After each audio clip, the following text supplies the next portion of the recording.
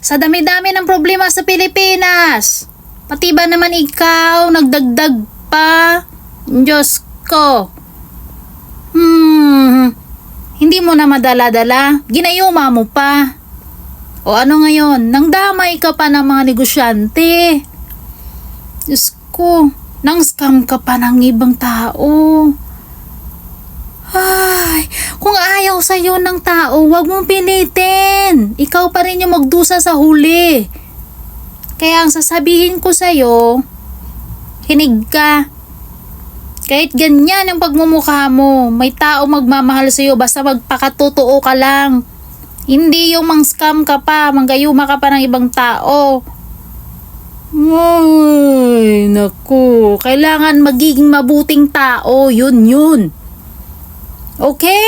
Tandaan mo. Gigil ako. Ano ngayon? Magdusa ka dyan.